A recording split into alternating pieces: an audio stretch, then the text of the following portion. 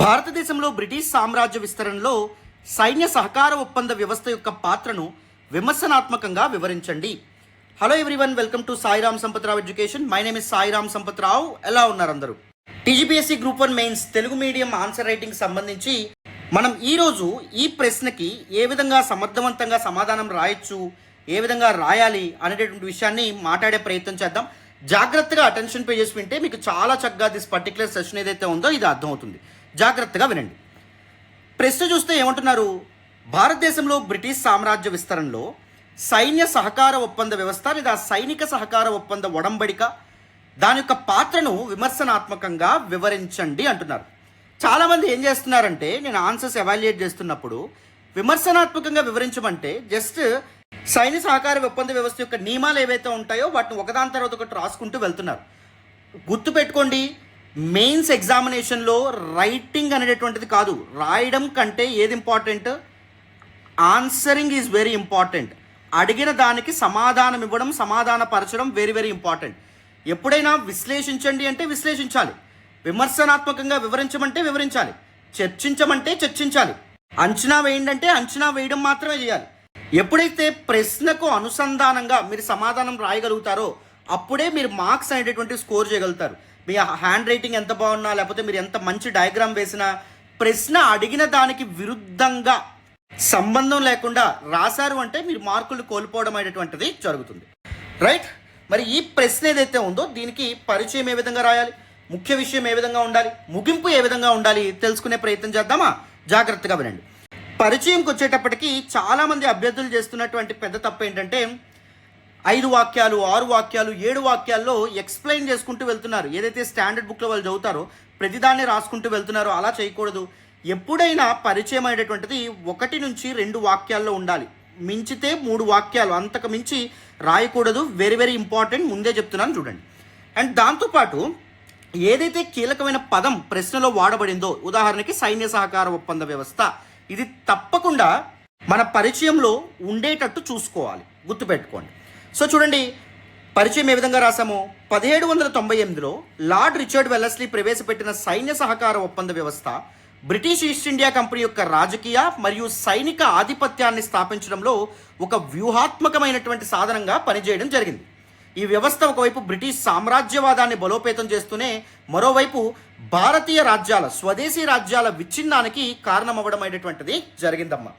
And పరిచయం విషయానికి వచ్చేటప్పటికి ఇంకొంతమంది చేసే మిస్టేక్ ఏంటంటే, ఫ్యాక్ట్స్ ఏవైతే ఉంటాయో వాటి పూర్తిగా డంప్ చేసుకుంటూ వెళ్తారు. ఎంతో కొంత విశ్లేషణ అనేటువంటిది కూడా చాలా ముఖ్యం అమ్మా, వెరీ ఇంపార్టెంట్. ఇక్కడ ఒక ఫ్యాక్ట్ పెట్టాం, 1798లో లార్డ్ వెల్లస్లీ ప్రవేశపెట్టిన సైన్య సహకార వ్యవస్థ అనేటువంటిది ఫ్యాక్ట్. దానికి మనం విశ్లేషణ యాడ్ చేసాం. ఇది బ్రిటిష్ ఈస్ట్ ఇండియా కంపెనీ యొక్క రాజకీయ మరియు సైనిక ఆధిపత్యాన్ని స్థాపించడంలో ఒక వ్యూహాత్మకమైనటువంటి సాధనంగా పనిచేసిందని చెప్తున్నాం.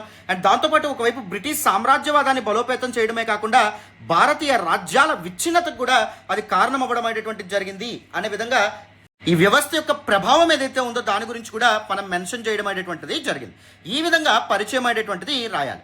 ఇప్పుడు ముఖ్య విషయం అనేటువంటి చూడండి. ఫస్ట్ ఏం చేస్తారు, భారతదేశంలో బ్రిటిష్ నియంత్రణ లేదా బ్రిటిష్ వారి ఆధిపత్యం బలపడడంలో సైన్య సహకార విధానం యొక్క పాత్ర ఏదైతే ఉందో మొదట రాస్తారు. దాని తర్వాత ఈ వ్యవస్థ యొక్క విమర్శనాత్మక విశ్లేషణ, దానిలో ఉండేటటువంటి లోపాలు ఏవైతే ఉంటాయో వాటిని రాసేటటువంటి ప్రయత్నం చేస్తారు. మొదట చూడండి, సైనిక నియంత్రణ. ఈ విధంగా కీవర్డ్స్ ఏవైతే ఉంటాయో వాటిని రాయాలి. ఏ ఒక్క ఎవాల్యుయేటర్ కూడా మీ పేపర్లో వర్డ్ టు వర్డ్ మీ ఆన్సర్ని ఎవ్వరు చదవరు. ప్రతి పదాన్ని చదివేటటువంటి పని జరగదు. యూపీఎస్సీ అయినా, ఏపీఎస్సీ అయినా, టీజీపీఎస్సీ అయినా ఎప్పుడైనా. కాకపోతే వాళ్ళు కావాలనుకునేటటువంటి ఆన్సర్లో తప్పకుండా ఉండాలి ఈ పదాలు అనుకునేటటువంటివి ఏవైతే ఉంటాయో పదాలు, వాటిని ఇలా సైడ్ హెడ్డింగ్స్ కింద, చిన్న చిన్న సబ్ హెడ్డింగ్స్ కింద కీవర్డ్స్ని మీరు మెన్షన్ చేశారనుకోండి, ఎగ్జామినర్ ఏదైతే ఎక్స్పెక్ట్ చేస్తాడో మీ ఆన్సర్ నుంచి అది మీరు ప్రాపర్గా ప్లేస్ చేశారనుకోండి, మీకు మంచి మార్కులు పడడం అనేది జరుగుతుంది. సో చూడండి, సైనిక నియంత్రణ. ఈ ఒప్పందం ద్వారా బ్రిటిష్ వారు భారత రాజ్యాలపై ప్రత్యక్ష సైనిక ఆధిపత్యం మరియు నియంత్రణని సాధించారు. ఉదాహరణకు హైదరాబాద్, మైసూర్, అవధ్ మరియు మరాఠా వంటి శక్తివంతమైన రాజ్యాలు ఈ వ్యవస్థలో భాగమవ్వడం అనేటువంటి జరిగింది. తద్వారా స్వదేశీ రాజ్యాల యొక్క సైన్యం ఏదైతే ఉందో దాన్ని నిర్వీర్యం చేయడం అనేటువంటిది జరిగింది. రెండవది ఆర్థిక దోపిడీ. సైనిక ఖర్చును భరించడం భారత రాజ్యాలకు ఆర్థిక భారంగా మారింది. ఈ ఖర్చులను చెల్లించలేని పక్షంలో స్వదేశీ రాజ్యాలు తమ భూభాగాలను బ్రిటిష్ వారికి దారాదత్తం చేయాల్సి వచ్చేది. దీని ఫలితంగా వారి రాజ్యాలు క్రమంగా కుచించుకుపోవడం అనేటువంటిది జరిగింది. ఉదాహరణకు హైదరాబాద్ నిజాం 1800 సంవత్సరంలో బ్రిటిష్ సైనిక ఖర్చులను చెల్లించకపోవడంతో తన ఆధీనంలో ఉన్న కొంత భూభాగాన్ని బ్రిటిష్ వారికి అప్పగించాల్సి రావడం అనేటువంటిది జరిగిందమ్మ. మూడవ కీలకమైన పదం చూడండి, ముఖ్యమైన పదం విదేశాంగ వ్యవహారాలపై ఆంక్షలు. సైన్య సహకార సంధికి ఎవరైతే స్వదేశీ రాజ్యాధినేత అంగీకరిస్తాడో వారి యొక్క విదేశీ వ్యవహారాల్లో ఈస్ట్ ఇండియా కంపెనీ యొక్క సార్వభౌమాధికారాన్ని తప్పకుండా అంగీకరించాల్సి వచ్చేది. సో అందుకు కంపెనీ అనుమతి లేనిదే యుద్ధాలు కానీ ఒడంబడికలు కానీ తావు లేకుండా పోయింది. వేరే రాజ్యాల మీద యుద్ధాలు ప్రకటించడం కానీ లేకపోతే వాళ్ళతో సందులు చేసుకోవడం కానీ ఇలాంటి వాటికి ఎటువంటి ఆస్కారం లేకుండా పోయింది. దానితో స్వదేశీ రాజ్యాల యొక్క రాజకీయ స్వతంత్రత చాలా వరకు పరిమితం అవ్వడం అనేటువంటిది జరిగింది. ఇంకొకటి వీళ్ళు ఏం చెప్తారంటే సైన్య సహకార ఒప్పందం చేసుకున్నటువంటి రాజ్యాధినేతతో బ్రిటిషు వాళ్ళు కాకుండా మిగిలినటువంటి ఐరోపా శక్తులు ఏవైతే ఉన్నాయో పోర్చుగీస్ వాళ్ళు అవ్వచ్చు, డచ్ వాళ్ళు అవ్వచ్చు, లేకపోతే ఫ్రెంచ్ వాళ్ళు అవ్వచ్చు, వాళ్ళతో ఎటువంటి సంధి చేసుకోకూడదు, వాళ్ళతో స్నేహపూర్వకమైనటువంటి సంబంధాలు పెట్టుకోకూడదు అనేటటువంటి దీన్ని కూడా తీసుకురావడం అనేది జరిగింది.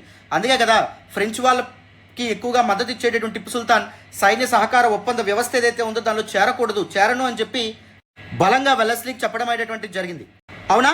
మరి ఎప్పుడైతే ఈ పోర్చుగీస్ వాళ్ళు, డచ్ వాళ్ళు, ఫ్రెంచ్ వాళ్ళు వీళ్ళతో స్వదేశీ రాజ్యాలు సంబంధ బాంధవ్యాలు పెట్టుకోవడం కుదరదని చెప్పారో మొత్తానికి బ్రిటిష్ వాళ్ళకి ఎటువంటి కాంపిటీషన్ పోటీ లేకుండా పోవడం అనేటువంటి జరిగింది.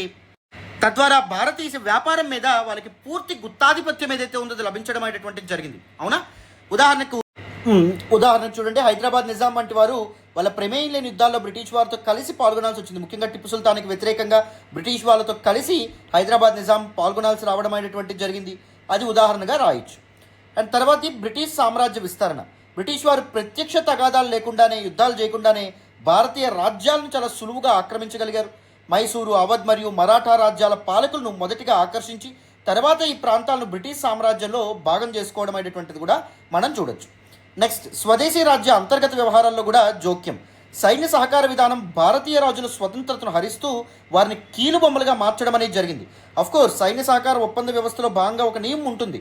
బ్రిటిష్ వాళ్ళు అంతర్గత విషయాల్లో పాలనా పరిధుల్లో జోక్యం చేసుకోకూడదనే నియమం ఉన్నప్పటికీ బ్రిటిష్ రెసిడెంట్లు ఎవరైతే నియమించబడ్డం అనేది జరిగిందో స్వదేశీ ఆస్థానాల్లో, స్వదేశీ కోర్ట్స్లో, సో వాళ్ళు పాలనలో విరివిగా జోక్యం చేసుకునేవాళ్ళు. స్వదేశీ రాజ్య ఆస్థానాలు నియమించబడినటువంటి బ్రిటిష్ రెసిడెంట్ల పాలనలో ఎప్పటికప్పుడు జోక్యం చేసుకుంటూ బ్రిటిష్ ప్రయోజనాల కోసమే పనిచేసేవాళ్ళు. సైన్య సహకార విధానం యొక్క లోపాలు మరియు దాంతోపాటు పరిణామాలు ఏవైతే ఉంటాయో విమర్శనాత్మక విశ్లేషణ అన్నారు కాబట్టి అది నెక్స్ట్ హెడ్డింగ్ కింద పెట్టి రాయాలి. సో దీని యొక్క స్వభావమే దోపిడీ స్వభావం కింద మనం చెప్పొచ్చు. ఈ విధానం భారతీయ రాజ్యాలు బ్రిటిష్ వారిపై శాశ్వతంగా ఆధారపడేలా చేయడంతో పాటు వారిని ఆర్థికంగా దివాలా తీసేలా చేసింది. పాలకులు బ్రిటిష్ సైనిక పోషణ కోసం వాళ్ళ ఆధీనంలో ఉన్న భూభాగాన్ని అప్పగించడం లేక పెద్ద మొత్తాన్ని చెల్లించాల్సి రావడంతో వారి రాజకీయ శక్తి ఏదైతే ఉందో తీవ్రంగా దెబ్బతిండడం అనేటువంటి జరిగింది. పెద్ద రాజ్యాలు ఏవైతే ఉంటాయో అవి ఏం చేసేవి, కొంత మొత్తం ఏదైతే ఉందో డబ్బులు చెల్లించేవి. చిన్న రాజ్యాలు అయితే ఏం చేసేవి, వాళ్ళ భూభాగంలో కొంత మేరకు బ్రిటిష్ వాళ్ళకి అప్పగించడం అనేది జరిగింది. ఆ భూభాగం మీద వచ్చేటటువంటి శిస్తు కానీ పన్ను కానీ దాన్ని ఉపయోగించి సైనిక పోషణ అనేటువంటిది బ్రిటిష్ వాళ్ళు చూసుకునేవాళ్ళు. దీనివల్ల ఈ రాజ్యాలు ఏవైతే ఉంటాయో వీటికి చాలా నష్టం వాటిల్లింది. చాలా ఆర్థిక దోపిడీకి వీళ్ళు పాల్పడడం అనేటువంటిది జరిగిందమ్మా. రెండవది, సార్వభౌమాధికారం పూర్తిగా కోల్పోవడం. భారతీయ పాలకులు సైనిక స్వాతంత్రాన్ని మరియు తమ రాజ్యాన్ని రక్షించుకునే సామర్థ్యాన్ని కోల్పోవడం అనేది జరిగింది.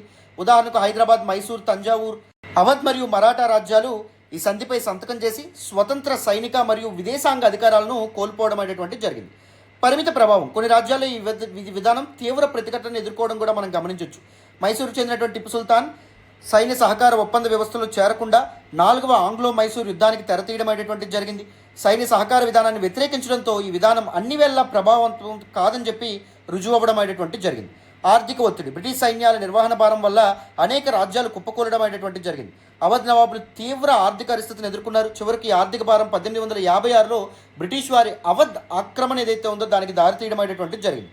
అసంతృప్తి మరియు తిరుగుబాట్లు. ఈ విధానం భారతీయ పాలకుల్లో మరియు ప్రజల్లో తీవ్ర అసంతృప్తిని రేకెత్తించడం అనేది జరిగింది. 1857లో జరిగినటువంటి సిపాయిల తిరుగుబాటు మొదలవడానికి గల ముఖ్యమైన కారణాల్లో ఈ సైన్య సహకార విధానం కూడా ఒకటిగా మనం చెప్పొచ్చు. రైట్, ఇది విమర్శనాత్మక విశ్లేషణ. చాలామంది విమర్శనాత్మక విశ్లేషణ రాస్తున్నారా అంటే రాయట్లేదు, అది తప్పు. ముగింపు చూడండి, నేను చక్కగా మనం ఫ్రేమ్ చేయడం అనేది జరిగిందో. వెల్లస్లీ ప్రవేశపెట్టిన ఈ విధానం భారతీయ పాలకుల సార్వభౌమాధికారాన్ని నాశనం చేసి బ్రిటిష్ ఆధిపత్యానికి మార్గం సుగమం చేసింది, బాట వేసింది. అంతేకాకుండా ఈ విధానం బ్రిటిష్ వారిని భారతదేశం అంతటా తమ నియంత్రణను విస్తరించే అవకాశం కల్పించి భారతీయ రాజ్యాల రాజకీయ శక్తి ఏదైతే ఉందో దాన్ని నిర్వీర్యం చేయడం అనేటువంటిది జరిగింది, డైల్యూట్ చేయడం అనేది జరిగింది. ప్రారంభంలో విజయవంతం అయినప్పటికీ తర్వాత కాలంలో తీవ్ర ప్రతిఘటనను రేకెత్తించి 1857 భారత తిరుగుబాటు మొదలవడంలో కీలక పాత్ర పోషించడం అనేది జరిగింది. సిపాయిల తిరుగుబాటు మొదలవడంలో కూడా కీలక పాత్ర పోషించడం అనేది జరిగింది. కన్క్లూజన్లో చూడండి, ముగింపులో కొత్త ఫ్యాక్ట్స్ ఏవైతే ఉంటాయో వాటిని రాయకూడదు, మెన్షన్ చేయకూడదు. అండ్ కన్క్లూజన్ మీ ముఖ్య భాగం ఏదైతే ఉందో, ముఖ్య విషయం ఏదైతే ఉందో దాన్ని సమరైజ్ చేసేటట్టు ఉండాలి. అండ్ దాంతోపాటు 2 నుండి 3 వాక్యాల్లో కన్క్లూజన్ ఏదైతే ఉందో అది పూర్తయ్యేలాగా చూసుకోండి. అండ్ దాంతోపాటు ఫస్ట్ లైన్ చూడండి, వెల్లస్లీ ప్రవేశపెట్టిన ఈ విధానం భారతీయ పాలకుల సార్వభౌమాధికారాన్ని నాశనం చేసి బ్రిటిష్ ఆధిపత్యానికి మార్గం సుగమం చేసింది. ఇలాంటి స్ట్రైకింగ్ స్టేట్మెంట్స్ ఏవైతే ఉంటాయో, ఆకట్టుకునేటటువంటి వాక్యాలు ఏవైతే ఉంటాయో వాటిని ముగింపులో రాసేటటువంటి ప్రయత్నం చేయాలి. ఎందుకంటే ముగింపు చదివిన తర్వాతే ఫైనల్ మార్క్స్ అనేటటువంటి ఆ ప్రశ్నకి ఎగ్జామినర్ వేస్తారు కాబట్టి. అర్థమవుతుందా? పూర్తిగా దిస్ పర్టిక్యులర్ సెషన్ మీకు అర్థమైందని అనుకుంటున్నాను, అర్థం చేసుకున్నారని అనుకుంటున్నాను. రైట్? సో ఎవరైనా మన మెయిన్స్ ప్రోగ్రామ్ జాయిన్ అవ్వాలనుకుంటే చక్కగా జాయిన్ అవ్వచ్చమ్మా. మెయిన్స్ కోసం మనం daily answer writing cum mentorship program ఏదైతే ఉందో దాన్ని స్టార్ట్ చేయడం అనేటువంటి జరిగింది. మన యాప్ని డౌన్లోడ్ చేసుకొని కానీ లేకపోతే మన వెబ్సైట్ ద్వారా కానీ చక్కగా మీరు జాయిన్ అవ్వచ్చు. అండ్ ఏమైనా డౌట్స్ ఉంటే మన సపోర్ట్ టీమ్ నెంబర్ 6305955532 ఈ నెంబర్కి కాల్ కూడా చేయొచ్చు. Thank you so much for all the support and all the love so far. మళ్ళీ నెక్స్ట్ క్లాస్లో కలుద్దాం. బాయ్ నాన్న.